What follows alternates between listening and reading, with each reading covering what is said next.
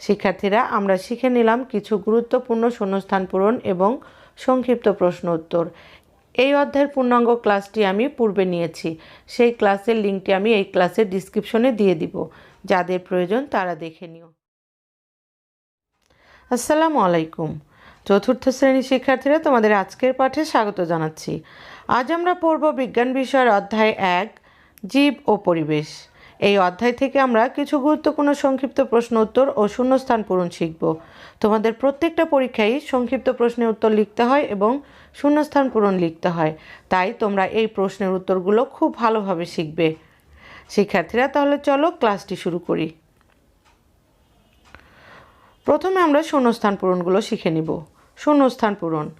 1 number, উদ্ভিদ সূর্যের আলো ও পানি ব্যবহার করে খাদ্য তৈরি করে। 2, প্রাণী তার খাদ্য পরিপাকের জন্য পানি পান করে। 3, সূর্যের আলো ও পানি ছাড়া উদ্ভিদ বাঁচতে পারে না। 4, মানুষ বিভিন্ন ধরনের উদ্ভিদ ও প্রাণীকে খাদ্য হিসেবে গ্রহণ করে। 5, মানুষের বিভিন্ন কর্মকাণ্ডের ফলে পরিবেশের পরিবর্তন ঘটছে। 6, পরিবেশে বিভিন্ন ধরনের জীব বাস করে। 7, উদ্ভিদের শক্তি ও পুষ্টি উপাদান প্রয়োজন। 8, সকল জীবের জন্য আবাসস্থল প্রয়োজন। 9, প্রাণী যে বিশেষ জায়গায় বাস করে তাই তার আবাসস্থল। 10, আশ্রয়স্থল হলো প্রাণীর জন্য একটি নিরাপদ স্থান। 11, আশ্রয়স্থল প্রাণীদেরকে বিরূপ আবহাওয়া থেকে রক্ষা করে। 12, পানি ছাড়া কোনো জীবই বাঁচতে পারে না। 13, উদ্ভিদ খাদ্য তৈরিতে পানি ব্যবহার করে। 14, অনেক উদ্ভিদ ও প্রাণী পানিতেই বাস করে। 15, জীবের জন্য বায়ু অত্যন্ত গুরুত্বপূর্ণ। 16, উদ্ভিদ বায়ু থেকে কার্বন ডাই অক্সাইড গ্রহণ করে। 17, উদ্ভিদ বায়ুতে অক্সিজেন ত্যাগ করে। 18, প্রাণী বায়ু থেকে অক্সিজেন গ্রহণ করে।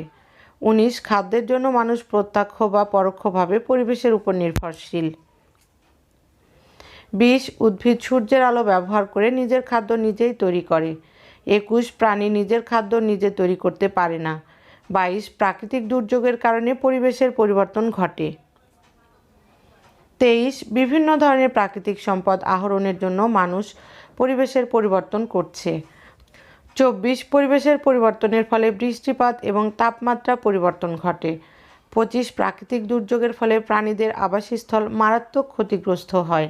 শিক্ষার্থীরা, আমরা এই শূন্যস্থানগুলো পড়ে নিলাম। তোমরা এই শূন্যস্থানগুলো আগে খুব ভালোভাবে শিখবে, তারপর তোমাদের খাতায় লিখবে। এবার আমরা কিছু সংক্ষিপ্ত প্রশ্নের উত্তর শিখব। সংক্ষিপ্ত প্রশ্ন উত্তর। 1, মানুষ কিভাবে শক্তি পায়? উত্তর, মানুষ খাদ্য থেকে প্রয়োজনীয় শক্তি পায়, আর শক্তির জন্য মানুষ পরিবেশের বিভিন্ন ধরনের উদ্ভিদ ও প্রাণীকে খাদ্য হিসেবে গ্রহণ করে। 2, পরিবেশ পরিবর্তনের ফলে কিসের পরিবর্তন ঘটে? উত্তর, পরিবেশ পরিবর্তনের ফলে বৃষ্টিপাত ও তাপমাত্রার পরিবর্তন ঘটে। 3, উদ্ভিদ কিসের অভাবে বাঁচতে পারে না?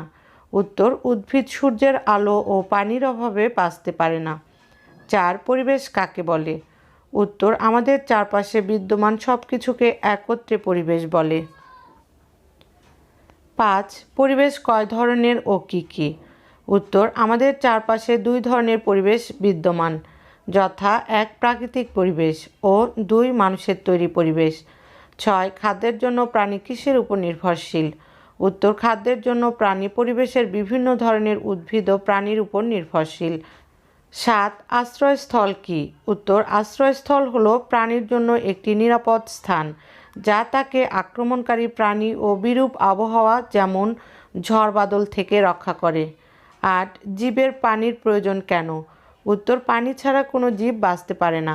উদ্ভিদ খাদ্য তৈরিতে পানি ব্যবহার করে, আবার প্রাণী তার খাদ্য পরিপাকের জন্য পানি পান করে, এ কারণে জীবের পানির প্রয়োজন।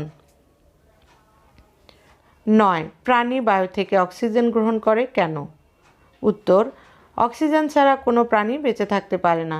এটি প্রাণীর দেহের শারীরিক বৃত্তীয় কাজ সম্পাদন করে থাকে, এজন্য প্রাণী বায়ু থেকে অক্সিজেন গ্রহণ করে। 10, উদ্ভিদ কিসের মাধ্যমে খাদ্য তৈরি করে? উত্তর, উদ্ভিদ সূর্যের আলোর মাধ্যমে নিজের খাদ্য নিজেই তৈরি করে। 11, বনভূমি নষ্ট হচ্ছে কেন? উত্তর, পরিবেশ পরিবর্তনের জন্য বনভূমি নষ্ট হচ্ছে। সাধারণত মানুষ শস্য উৎপাদনে এবং খামার, বাড়িঘর, রাস্তাঘাট ও কলকারখানা তৈরিতে গাছপালা কেটে বনভূমি নষ্ট করছে। 13 উদ্ভিদ ও প্রাণীর আবাসস্থল কী? উত্তর, উদ্ভিদ যে জায়গায় জন্মে তা হলো উদ্ভিদের আবাসস্থল এবং প্রাণী যে বিশেষ জায়গায় বাস করে তা হলো প্রাণীর আবাসস্থল। 14 বেঁচে থাকার জন্য জীব তার প্রয়োজনীয় উপাদানগুলো কোথা থেকে পায়?